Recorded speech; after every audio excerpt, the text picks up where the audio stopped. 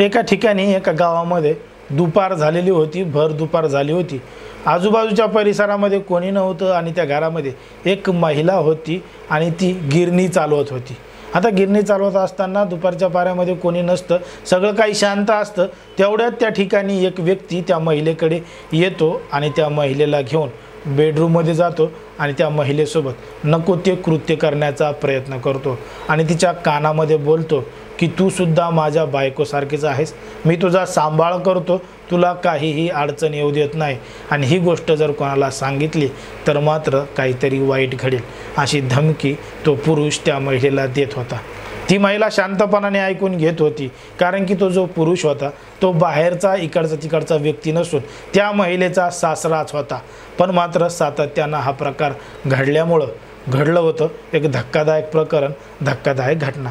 नेमकं काय आहे संपूर्ण प्रकरण, कुठं घडली आहे घटना, हे आपण अगदी सविस्तरपणे पाहणार आहोत। पण जर तुम्ही अजूनही आपलं चॅनल सबस्क्राईब केलं नसेल तर लगेच सबस्क्राईब करून घ्या आणि बाजूला असणाऱ्या बेल नोटिफिकेशनला सुद्धा ऑन करायला विसरू नका। आता ही जी संपूर्ण घटना आहे ती आहे आपल्या महाराष्ट्रातीलच जिंतूर तालुक्यामधील, म्हणजे परभणी जिल्ह्यातील जे जिंतूर आहे त्या जिंतूर तालुक्यामध्ये घडलेली। या तालुक्यामध्ये राहणाऱ्या गावामध्ये एक महिला होती आणि त्या महिला विवाहित होती, पण मात्र तिच्या नवऱ्याला दारूचं व्यसन लागलेलं होतं। तो सकाळपासून ते संध्याकाळपर्यंत दारूचीच नशा करायचा, कुठंही दारू पिऊन पडायचा।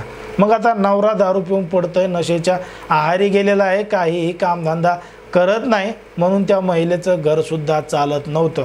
आर्थिक संकट त्या महिलेवर आलेलं होतं।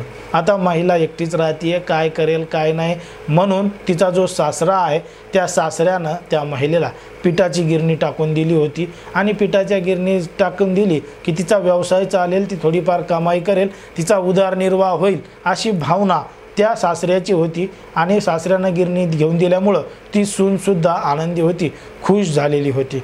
पण मात्र काही दिवस उलटल्यानंतर एक दिवस घरामध्ये कोणीही नसताना, सगळीकडे शांतता असताना त्या महिलेच्या घरी तिचा सासरा आला आणि त्या महिलेला जाऊन पाठीमागून पकडलं आणि तिच्यासोबत नको ते कृत्य करण्याचा प्रयत्न केला। महिलेनं सुरुवातीला त्याला विरोध केला, लांब ढकललं, पण मात्र त्यानं तिला जवळ घेतलं आणि सांगितलं तू सुद्धा माझ्या बायकोसारखीच आहेस, मी तुझा संपूर्ण सांभाळ करायला तयार आहे, तुझी आर्थिक मदत करायला सुद्धा तयार आहेत, मला तुझ्यासोबत अशाच पद्धतीनं करू दे आणि अशाच पद्धतीनं राहू दे। जेव्हा त्या महिलेनं विरोध केला तेव्हा त्यानं सांगितलं की ही घटना आणि ही गोष्ट कोणालाही सांगायची नाही, अन्यथा याचे परिणाम वाईट होतील। आता त्या महिलेला त्यानं आर्थिक मदत केल्यामुळं ती महिला सुरुवातीला त्याला काही म्हणली नाही, पण मात्र सातत्यानं हा प्रकार घडू लागल्यामुळं तो सासरा त्या सुनेकडं येऊ लागल्यामुळं तिला सुद्धा आता मोठा त्रास होऊ लागला आणि या संपूर्ण त्रासाला कंटाळून ती तात्काळ जवळच्या पोलीस स्टेशनमध्ये गेली आणि पोलीस स्टेशनमध्ये गेल्यानंतर आरोपी सासऱ्याविरोधात फिर्याद दाखल केली, तक्रार दाखल केली। पोलिसांनी गांभीर्यानं दखल घेतली आणि तो जो आरोपी सासरा आहे त्याच्याविरोधात गुन्हा दाखल केला, त्याला ताब्यात घेतलं आणि त्याच्यावर आता कायदेशीर कारवाई सुरू असल्याचं सांगितलं जातं आणि अधिक तपाससुद्धा पोलीस करतच आहेत। जर आपण पाहिलं तर समाजामध्ये, देशामध्ये, राज्यामध्ये कशा पद्धतीनं गुन्हेगारीचं प्रमाण वाढत चाललंय हे आपल्याला या संपूर्ण घटनेवरून लक्षात येतं। कोणत्या नात्याला काय करावं, कोणासोबत काय करावं याचाही ताळमेळ आजकाल राहिलेला नाही, असंच आपल्याला या संपूर्ण घटनेवरून लक्षात येतं। कोणाच्याही भावना दुखवणं, कोणाच्याही मन दुखवणं हा आपला उद्देश नाही, पण समाजामध्ये जे घडतंय, लोक जसं करतायत तेच आम्ही तुम्हाला सांगण्याचा प्रयत्न करत असतो।